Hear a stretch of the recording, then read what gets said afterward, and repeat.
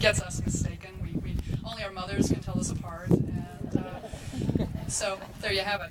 Anyway, I'm sorry to say that I could not find any other major household appliance to compare the middle school experience with. So today I have brought a wisdom tale to begin my speech with. This is a story that is about a wacky guy named King Solomon. I want to share. King Solomon in the palace had this royal guard. His name was Benaiah, and he was kind of a piece of work.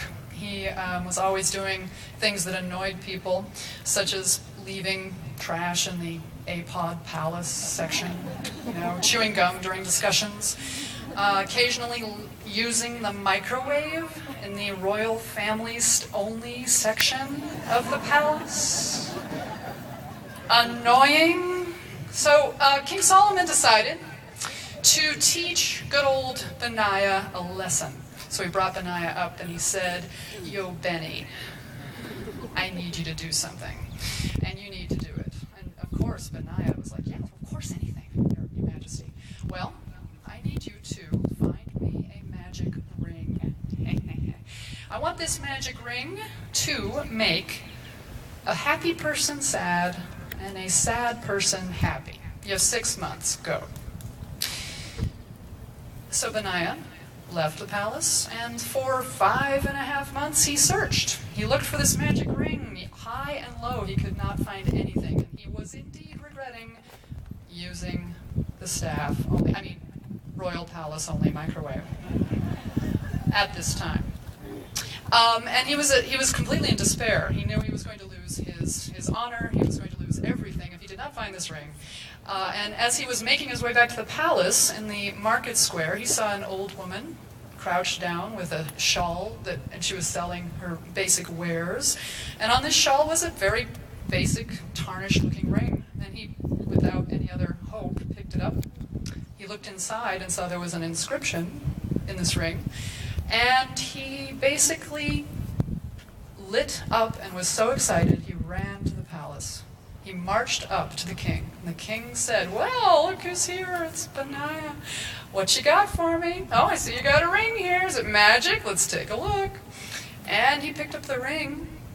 King Solomon picked up the ring. He looked inside at the inscription. And tears welled up in his eyes. And he humbly took off the ruby ring he had on his hand, gave it to Benaiah, and humbly said, "Thank you." The inscription inside the ring stated, very simply, "This too shall pass." What can make a happy person sad and a sad person happy? This too shall pass. So, ladies and gentlemen, at this moment of transition in your life, some of you are sitting there, perhaps considering these last 2 years, and are thinking to yourself, "You know what? It sucked. I hated every minute of it. I'm not happy. I don't like this. This too shall pass." For those of you on the flip side who are ecstatic, you're at the top of your game. I'm sorry. This too shall pass. So, there are two truths, of course, to this story, and I know this is perhaps a downer for some sort of inspirational moment that we're having today. But the truth of this tale, twofold. Ladies and gentlemen, everything changes. Ladies and gentlemen, most everything is out of your control. Okay? I'm sorry to say this is the truth, and if I were to leave it at that, then you could all go off and be anarchist nihilists, but no. Because I have a silver lining in this, because I said most things are out of your control. You do have one thing within your control, and this is actually something to rejoice in. As everything changes around you, you, and only you, have the control to react to it in any way you wish. That is the thing we humans have in our control, the way we react to outside circumstances.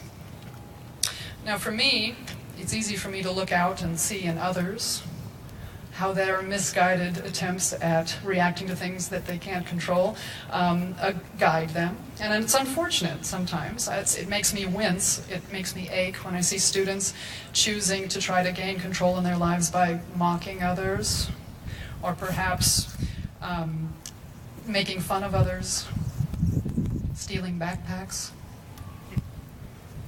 But I respectfully say that that's actually easy to do. It's easy to look at them and go, yeah, they're doing it wrong. Definitely doing it wrong. But I want all of us to consider how we can go inward and look at our own misguided ways of trying to control what's out of our control. For me, the most troubling, and this is the one I personally struggle with, when outside circumstances go awry, it's very easy to turn inward harshly on ourselves, to consider, oh, gosh, I did that, I'm such an idiot, we say, right? Oh, I gotta be on the test, I'm so stupid. Okay. I ask you, I entreat you to have the courage to consider what goes on in your head and how you react to outside circumstances. Gently, ladies and gentlemen, gently, look clearly, assess, let go if it is necessary. Because, unfortunately, there are more tests coming. This too shall pass. There are more heart-wrenching moments of embarrassment, of hurt. This too shall pass.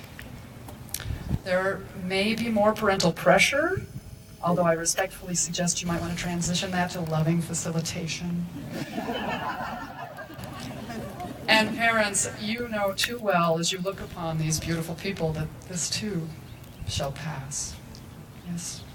So, as I close,